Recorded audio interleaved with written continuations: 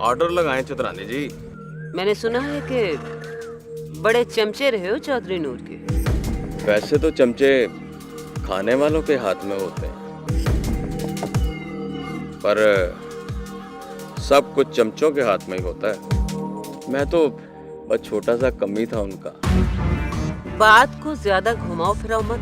तौबा तौबा, मेरी क्या मजाल जी, मैं भला जानता नहीं आपको। जो होना था वो हो गया। अब बताओ किसके साथ हो तुम? मैं तो जी पहले भी चौधरियों का नौकर था, अब भी। लेकिन अब इस घर में दो पार्टियां हैं। चौधरी नूर की असल वारिस उसकी बेटी, और दूसरी तरफ एक बाहर की औरत। 100 पार्टियां हों घर में जी, पर घर तो एक ही है ना जी। बिल्ले में दो टोक बात करना पसंद करती हूँ, और सुनना भी। जब से आप आई हैं, आपको कोई शिकायत आई है मेरी तरफ से? और मैंने तो सादा लिबास में बंदे भी लगा रखे हैं कि तत्ती हवा ना आए हवेली की तरफ। तुम्हारा क्या ख्याल है? हमें पुलिस प्रोटेक्शन चाहिए? ना जी, हमें आपकी प्रोटेक्शन चाहिए। फरवा अपनी इलेक्शन कैंपेन शुरू कर रही है। जो भी बरादरी हमारी मुखालफत करेगी,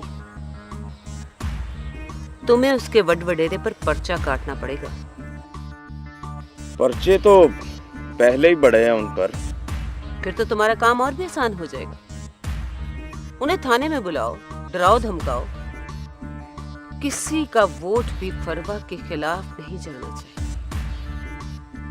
मैं चाहती हूँ कि चौधरी नूर आलम की बेटी फरवा को इतने वोट मिले कि चौधरी नूर का रिकॉर्ड भी टूट जाए। ठीक है जी, मैं हर पिंड के नंबरदार, पटवारी और हर डेरे के 2 बड़े बंदों को बुलाकर समझा दूंगा कि हर पर्ची पे वोट हमारी बेटी फरवा को दिया जाए। शाबाश, आदमी समझदार हो तुम। वैसे ही लोगों ने तुम्हारे खिलाफ बातें उड़ा रही हैं।